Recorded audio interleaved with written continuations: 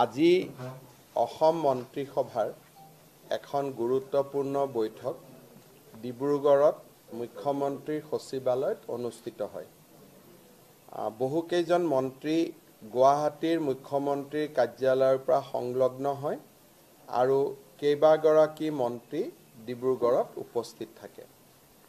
আজিৰ কেবিনেটে প্ৰধানমন্ত্ৰী নৰেন্দ্ৰ মোদী ডাঙৰীয়াক ধন্যবাদ জনায় যে যোৱাকালি ভাৰত চৰকাৰে নামৰূপত 12.7 লাখ মেট্ৰিক টন ক্ষমতাৰে ইউৰিয়া আৰু এমোনিয়া প্লান্ট এটা নিৰ্মাণৰ বাবে অনুমোদন জনায় আৰু এই গোটেই প্ৰকল্পটোৰ বাবে 10,601 কোটি টকা ধাৰ্য কৰে। মই বিনম্ৰতাৰে সৈতে ৰাইজক জনাব বিচাৰিম যে এই নামৰূপৰ ইউৰিয়া প্লান্ট বা এমোনিয়া প্লান্ট নিৰ্মাণৰ ক্ষেত্ৰত প্ৰধানমন্ত্ৰী নৰেন্দ্ৰ মোদী ডাঙৰীয়াই কেন্দ্ৰীয় বাজেট আৰু এডভান্টেজ আসাম 2.0 ঘোষণা কৰিছিল আৰু এডভান্টেজ অসম কাৰ্যসূচীত যোগদান কৰি গৈয়েই প্ৰধানমন্ত্ৰী ডাঙৰীয়াই প্ৰথম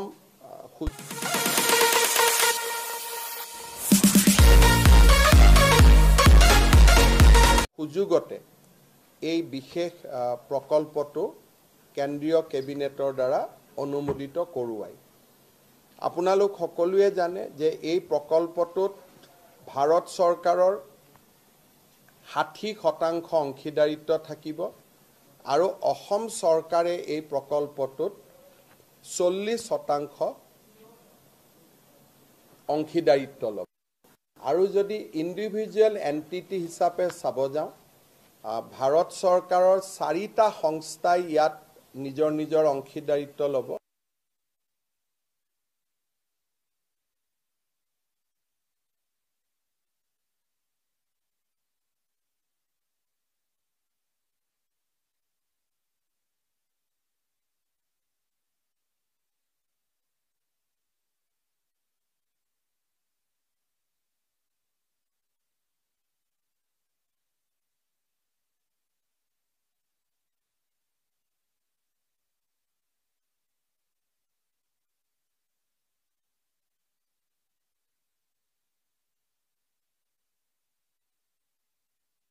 প্ৰয়োজনীয় যিখিনি কাম কাজ কৰিব লাগে সেইখিনি আমি সমাপন কৰিবলৈ চেষ্টা কৰিম। আজিৰ কেবিনেটে আমাৰ মৰাণ জনগোষ্ঠীৰ বাবে এটা গুৰুত্বপূৰ্ণ সিদ্ধান্ত গ্ৰহণ কৰে। আমি সকলোৱে জানো যে অৰুণাচল প্ৰদেশৰ বিভিন্ন স্থানত মৰাণ জনগোষ্ঠীৰ লোকসকলে বাস কৰে, কিন্তু অৰুণাচল চৰকাৰে তেওঁলোকৰ যিয়ে অসুবিধা নহওক কিয় এই যুৱক যুৱতীসকলক বা বাসিন্দাসকলক স্থায়ী নাগৰিকত্বৰ প্ৰমাণপত্ৰ নিদিয়া বাবে বা PRC নিদিয়া বাবে অৰুণাচলত তেখেতসকলে বিভিন্ন সুবিধাৰ পৰা বঞ্চিত হ'বলগীয়া হয়। বিষয়টোৰ সম্পৰ্কত অৰুণাচলৰ মুখ্যমন্ত্ৰীৰ লগত মই যোগাযোগত আছোঁ, কিন্তু যেতিয়ালৈকে অৰুণাচলত এই সমস্যাটো সমাধান নহয়, অৰুণাচলত বাস কৰি থকা মৰাণ জনগোষ্ঠীৰ লোকসকলক আমি অসমৰ PRC দিবলৈ সিদ্ধান্ত গ্ৰহণ কৰিছোঁ। ইয়াৰ ফলত তেখেতসকলে অসমৰ চাকৰিৰ বাবেও নিজক চাকৰিত তেওঁলোকে প্ৰাৰ্থিত্ব দিব পাৰিব। অসমৰ মেডিকেল ইঞ্জিনিয়াৰিং কলেজ আদিতো তেওঁলোকে অংশগ্ৰহণৰ সুবিধা পাব আৰু মৰাণ জনগোষ্ঠীৰ বাবে যি আমি ৰিজাৰ্ভেশ্যন কৰি থোৱা আছে তাতো তেওঁলোকে পৰীক্ষা দিবলৈ সুবিধা পাব। মই ভাবোঁ যে এইটো অসমৰ আটাইতকৈ প্ৰাচীনতম জনগোষ্ঠী মৰাণ জনগোষ্ঠীৰ বাবে আজি কেবিনেটে এটা ঐতিহাসিক সিদ্ধান্ত গ্ৰহণ কৰে। আজি কেবিনেটত আমি আৰু এটা সিদ্ধান্ত গ্ৰহণ কৰিছোঁ যে নেশ্যনেল হেল্থ মিছনত যিসকল কৰ্মচাৰী বা নাৰ্ছ বা আন বিষয়া কৰ্মচাৰীয়ে কাম কৰে, তেওঁলোকে যদি ৰাজ্য চৰকাৰৰ কিবা নিয়োগৰ পৰীক্ষাত অৱতীৰ্ণ হ'ব লাগে, তেতিয়াহ'লে তেওঁলোকৰ বাবে বয়সৰ ঊৰ্ধ্বতম সীমা নাথাকিব। তেওঁলোকে যিমানেই বয়স নহওক কিয় যদি NHMত তেওঁলোকে কাম কৰি আছে তেতিয়াহ'লে স্বাস্থ্য বিভাগৰ চৰকাৰী চাকৰিৰ কাৰণে তেওঁলোকে আবেদন পত্ৰ দিব পাৰিব। ANMৰ চাকৰিৰ কাৰণে, GNMৰ চাকৰিৰ কাৰণে, অৰ্থাৎ নিৰ্দিষ্ট ফিল্ডখনত যি ফিল্ডত কাম কৰি আছে সেই ফিল্ডত তেওঁলোকে নিয়োগৰ পৰীক্ষাত অৱতীৰ্ণ হ'ব পাৰিব। গোৱালপাৰা জিলাৰ যিখন অসামৰিক হস্পিটেল আছিলে, গোৱালপাৰা চিভিল হস্পিটেল, সেই চিভিল হস্পিটেলখনক বা অসামৰিক হস্পিটেলখনক আমি তৎকালীনভাৱে কাৰ্যকৰী হোৱাকৈ শ্বহীদ নিধানুৰাম ৰাজবংশীৰ নামেৰে উৎসৰ্গা কৰিবলৈ সিদ্ধান্ত গ্ৰহণ কৰিছোঁ। ভাৰতৰ স্বাধীনতা সংগ্ৰামৰ 1942 চনৰ এগৰাকী শ্বহীদ নিধানুৰাম ৰাজবংশী এতিয়াৰ পৰা গোৱালপাৰা অসামৰিক চিকিৎসালয়খন শ্বহীদ নিধানুৰাম ৰাজবংশী অসামৰিক চিকিৎসালয় ৰূপে পৰিচিত হ'ব। আমাৰ 31 মাৰ্চৰ পৰা অসমৰ প্ৰতিটো ৱেলনেছ চেণ্টাৰ, যি আমাৰ গাঁৱে গাঁৱে ৱেলনেছ চেণ্টাৰ আছে, সেই ৱেলনেছ চেণ্টাৰত একোটাকৈ স্বাস্থ্য শিবিৰ কৰিবলৈ ৰাজ্য চৰকাৰে সিদ্ধান্ত গ্ৰহণ কৰিছে। স্কুলসমূহৰ এমালগেমেশ্যনৰ কাৰণে পৰিত্যক্ত বিদ্যালয়সমূহক যিকোনো চৰকাৰী কামত যাতে আমি ব্যৱহাৰ কৰিব পাৰোঁ তাৰ বাবে বহুত দিনৰ পৰা এটা চিন্তা চৰ্চা চলি আছিল। আজি কেবিনেটে সিদ্ধান্ত লয় যে যেতিয়া কোনোবা স্কুল এমালগেমেটেড হৈ যাব তেতিয়াহ'লে সেই মাটি তৎকালীনভাৱে জিলা আয়ুক্তৰ হাতলৈ গুচি যাব। শিক্ষা বিভাগৰ পৰা জিলা আয়ুক্তলৈ যাব। চৰকাৰী কাম কাজত জিলা আয়ুক্তই তাক আবণ্টন কৰিব পাৰিব। অনা চৰকাৰী কাম কাজৰ বাবে বা NGO আদিৰ বাবে যদি আবেদন হয় চৰকাৰৰ অনুমোদন লৈ জিলা আয়ুক্তই এনে খালী হৈ থকা বিদ্যালয়সমূহ আবণ্টন কৰিব পাৰিব। আজি কেবিনেটত এইটো এটা গুৰুত্বপূৰ্ণ সিদ্ধান্ত লোৱা হয়। প্ৰাগজ্যোতিষপুৰ ইউনিভাৰ্চিটি আৰু আমাৰ আউনীআটী বিশ্ববিদ্যালয়, এই দুইখন বিশ্ববিদ্যালয়ৰে যিখন ফাৰ্ষ্ট ষ্টেটু বুলি কয় সেই ষ্টেটুখন আজি কেবিনেটে অনুমোদন জনায়। Doctor Bhupen Hazarika regional government film আৰু টেলিভিছন ইনষ্টিটিউটৰ অধ্যাপিকাসকলক কেবিনেটে AICT স্কেল দিবৰ বাবে আজি সিদ্ধান্ত গ্ৰহণ কৰে। জোনাই বিধানসভা সমষ্টিত আজি কেবিনেটে চিমেণ্ট CC টাঙনি ডেভেলপমেণ্ট ব্লক নামে নতুন ব্লক এটা নিৰ্মাণ কৰে। জোনাই সমষ্টিটো যথেষ্ট ডাঙৰ সমষ্টি আছিল। এটাই মাত্ৰ তাত ব্লক থকাৰ বাবে ৰাইজৰ অসুবিধা হৈছিলে। আজি জোনাই সমষ্টিত আমি চিমেণ্ট CC টাঙনি উন্নয়ন খণ্ড নামে আৰু এটা উন্নয়ন খণ্ড গঠনৰ সিদ্ধান্ত গ্ৰহণ কৰোঁ। আজি আমাৰ কেবিনেটত কমতাপুৰ, মৰাণ আৰু মটক অট'নমাছ কাউন্সিলৰ তিনিওখন বিল সংশোধন কৰাৰ বাবে সিদ্ধান্ত গ্ৰহণ কৰা হয়। এই সিদ্ধান্তৰ ফলত কমতাপুৰ পৰিষদত কোচ ৰাজবংশীৰ উপৰিও ST, SC, OBC আৰু MOBC থকা গাঁওসমূহো সন্নিৱিষ্ট হ'ব। মৰাণ আৰু মটক কাউন্সিল দুখনতো সেই ধৰণে আমি এমেণ্ডমেণ্ট আনিছোঁ যে যদি ক'ৰবাত 50%তকৈ কম মৰাণ মটক জনগোষ্ঠীৰ লোক থাকে তেওঁলোকো অট'নমাছ কাউন্সিলত সোমাব পাৰে। তাৰ ব্যৱস্থা আজি আমি কৰিছোঁ, কিন্তু এইখিনি পাৰ্ট ভিলেজ হিচাপে হ'ব। অন্যান্য জনগোষ্ঠী কাউন্সিলত নোসোমাই মৰাণত মৰাণ, মটকত মটক, এই ধৰণে আমি ব্যৱস্থা কৰিছোঁ। আজি কেবিনেটে এটা গুৰুত্বপূৰ্ণ সিদ্ধান্ত লৈছে যে গুৱাহাটী, ডিব্ৰুগড় আৰু শিলচৰত দোকান পোহাৰ এতিয়া 24 ঘণ্টা খোলা ৰাখিব পাৰিব। আৰু সাপ্তাহিক এটা যি বন্ধৰ কথা আছিল এতিয়াৰ পৰা সাপ্তাহিক বন্ধটো নাথাকিব। চৰকাৰী নিয়মত নাথাকিব, কোনোবাই বন্ধ কৰিব খুজিলে কোনো আপত্তি নাই।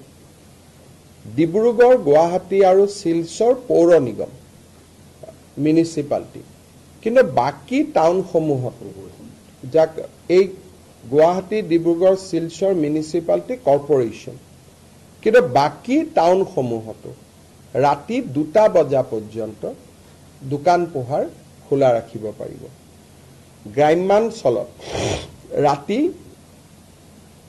11 বজালৈকে দোকান পোহাৰ খোলা ৰাখিব পাৰিব যাতে আমাৰ ক্ষুদ্ৰ ব্যৱসায়ীসকলৰ উপাৰ্জন বৃদ্ধি হয় তাৰ বাবে আমি এই ব্যৱস্থাটো গ্ৰহণ কৰিছো কিন্তু শ্ৰমিকক বছৰত সপ্তাহত 48 ঘণ্টাতকৈ বেছি কাম কৰাব নোৱাৰিব একেটা ষ্ট্ৰেচত 9 ঘণ্টাতকৈ বেছি কাম কৰাব নোৱাৰিব আৰু শ্ৰমিকক মই 24 ঘণ্টা দোকান খোলা ৰাখিলো তাৰমানে শ্ৰমিকৰ 3টা শিফট কৰিব লাগিব তাৰমানে শ্ৰমিকসকলক কষ্টত দি পেলাই এটো সুবিধা নহয় ইয়াৰ ফলত এমপ্লয়মেন্ট যাতে বৃদ্ধি হয় 9 আৱাৰ্ছৰ কাৰণে যদি দোকানখনে 2টা এমপ্লয়ী ৰাখিছিল এতিয়া 24 ঘণ্টাৰ কাৰণে তেওঁ 2টা 3টা শিফটত আৰু 4 জন বেছিকৈ এমপ্লয়ী ল'ব যাতে আমাৰ অসমত নিয়োগৰ সুবিধা হ'ব পাৰে ব্যৱসায় বাণিজ্য ভাল হ'ব পাৰে বিহুৰ বতৰৰ আগত পূজাৰ বতৰৰ আগত তাৰ বাবে আমি এই সিদ্ধান্ত গ্ৰহণ কৰিছো আৰু মই ভাবো যে এই সিদ্ধান্তই আমাৰ অসমৰ ব্যৱসায়ী মহলক যথেষ্ট সহায় কৰিব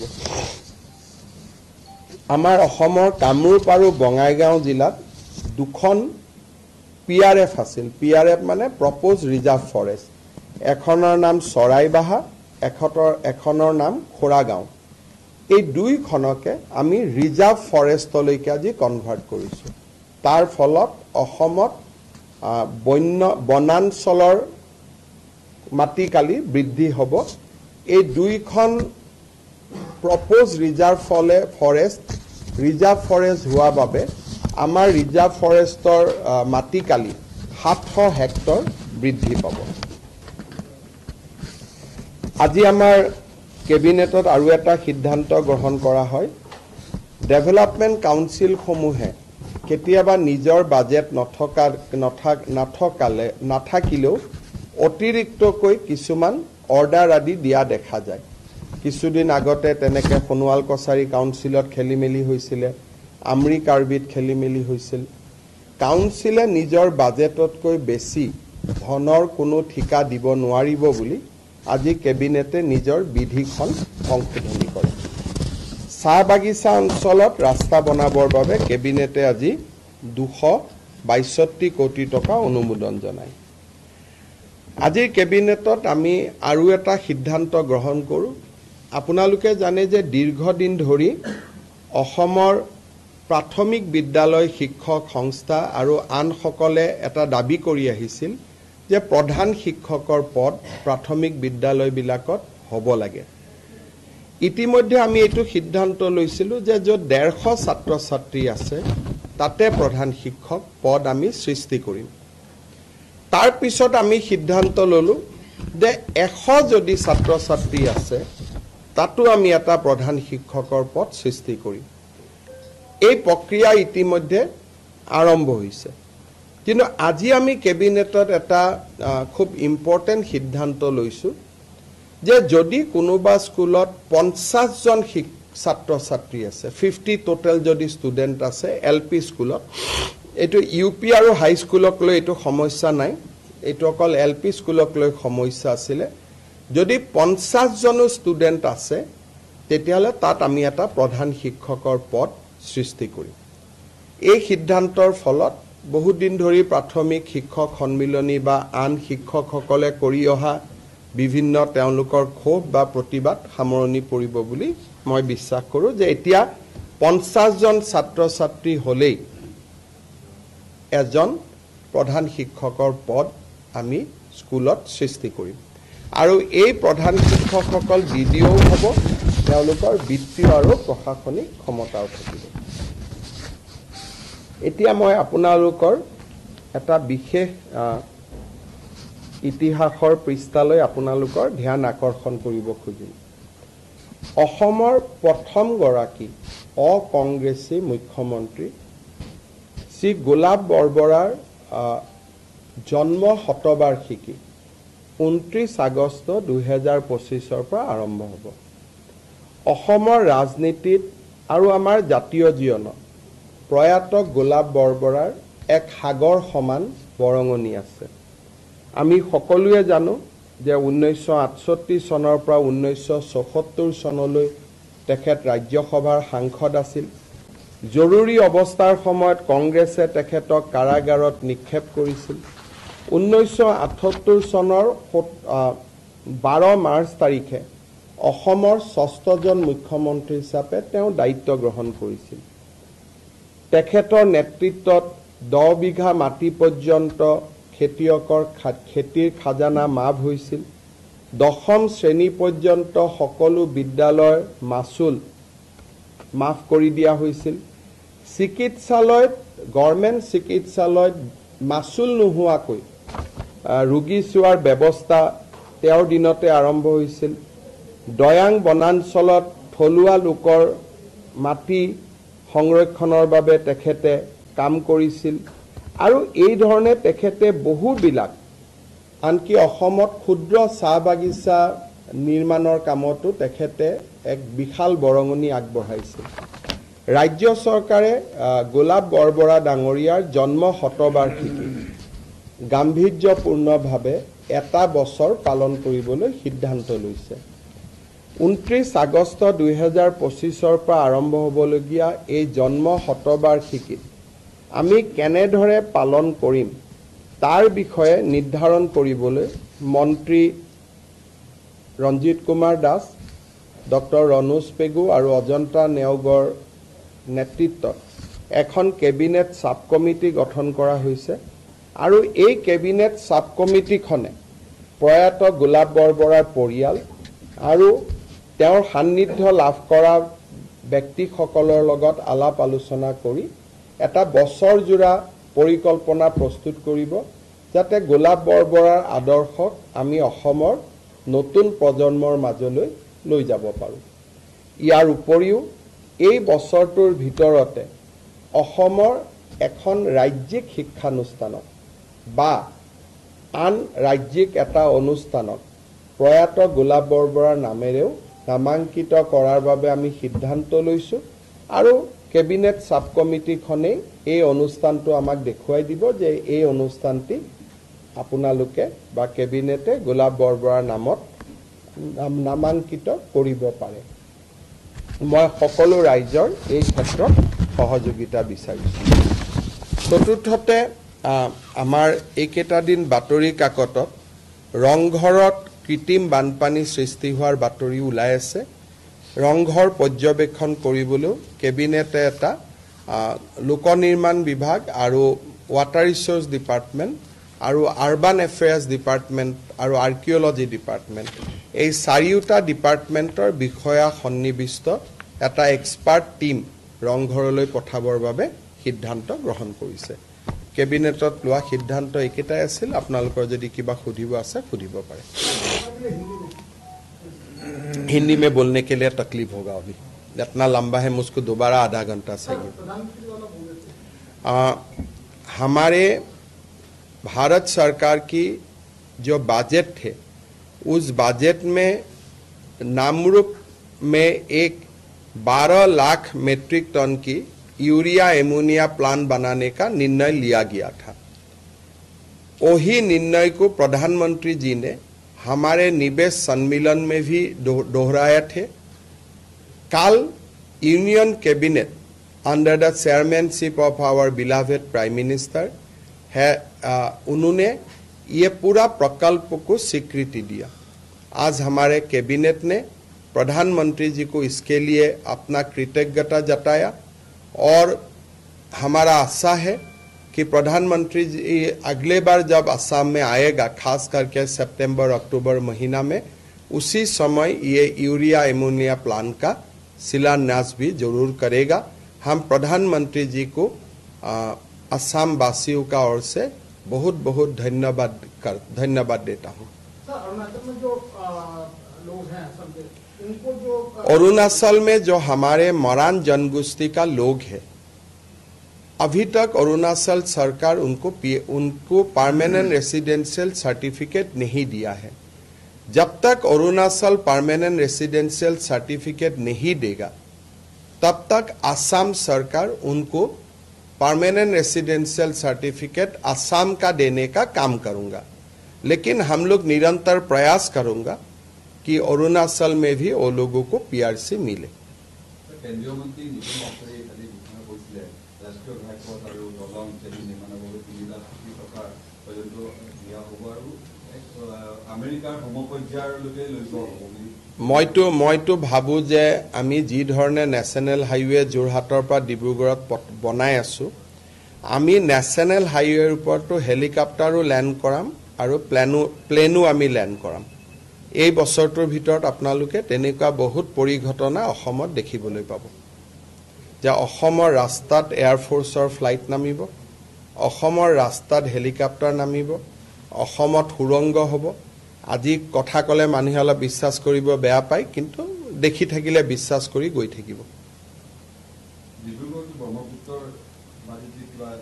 ডিব্ৰুগড়ৰ কথা নাই, ডিব্ৰুগড়ত বগীবিল অলৰেডি বনোৱাই হৈছে, কিন্তু টানেল নুমলীগড় আৰু গোলাঘাট গহপুৰৰ মাজত হ'ব। কালি আমি ডিব্ৰুগড়ত আলোচনা কৰিছোঁ, কালি মিটিং ৰাখিছোঁ ডিব্ৰুগড়ৰ ওপৰত। কালি ডিব্ৰুগড়ৰ আৰ্টিফিচিয়েল ফ্লাডৰ ওপৰত আমি মিটিং ৰাখিছোঁ, তেতিয়া আপোনালোকক ক'ব পাৰিম।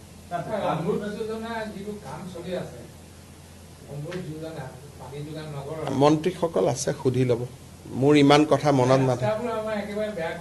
আমাৰ গুৱাহাটীতো মানুহে কয়, কিন্তু ৰাস্তা বেয়া নকৰাকৈ পানীৰ পাইপ কেনেকৈ পুতিব? তেনেকুৱাতো টেকনলজি ক'তো নাই।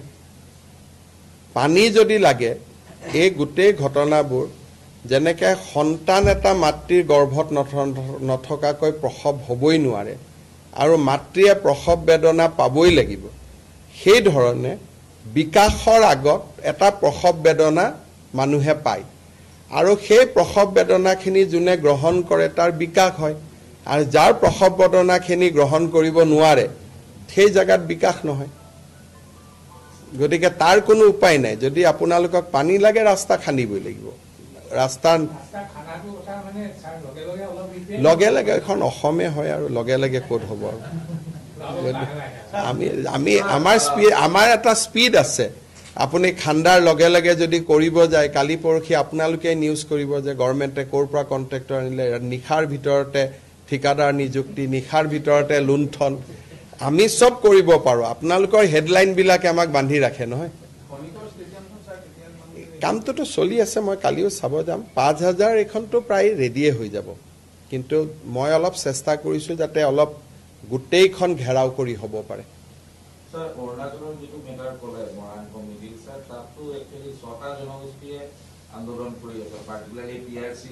মোক মৰাণসকলে সাক্ষাৎ কৰিছে, আন জনগোষ্ঠীয়েও যদি মোক সাক্ষাৎ কৰে তাতো ব্যৱস্থা লয়।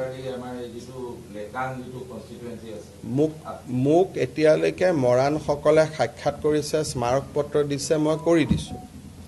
আৰু যদি কাৰোবাৰ পেটত ভোক আছে আমাক ক'ব, কিন্তু অৰুণাচলৰ আন্দোলনটোৰ সংজ্ঞাটো অসম চৰকাৰে ল'ব নোৱাৰে। কিন্তু অসমৰ যদি কোনোবা কমিউনিটি তাৰ কাৰণে এফেক্টেড হৈছে, যিহেতু আমি আনডিভাইডেড উত্তৰ পূৰ্বাঞ্চল আছিলোঁ, কোনোবা নৃগোষ্ঠী যদি এফেক্টেড হৈছে, মোক স্মাৰক পত্ৰ দিলে মই বিবেচনা কৰিম। মৰাণসকলে মোক স্মাৰক পত্ৰ দিছিলে কাৰণে বিষয়টো বিবেচনা কৰা হৈছে।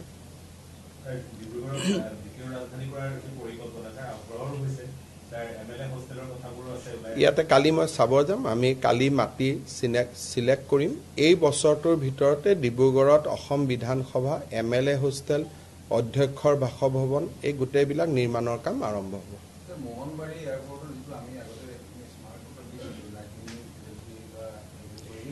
নাইট লেণ্ডিং ফেচিলিটিটো অলপমান কিবা CISFৰ ফালৰ পৰা দিগদাৰী হৈ আছে, মই এবাৰ চাব লাগিব। আপোনালোকে সৰ্বাদাকো ক'ব বিষয়টো, কাৰণ গোটেইটো চেণ্ট্ৰেল গভৰ্ণমেণ্টৰে, তেওঁক এবাৰ মনত পেলাই দিব, ময়ো মনত পেলাই দিম।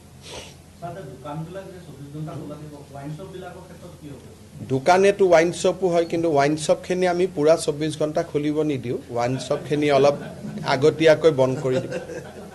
ৱাইন শ্বপখিনি 2টামান বজালৈকে, এতিয়া 12টালৈকে চলে, তেওঁলোকক পুৰা গোটেই ৰাতি নিদিওঁ, তেওঁলোকক অলপ কমাই দিম।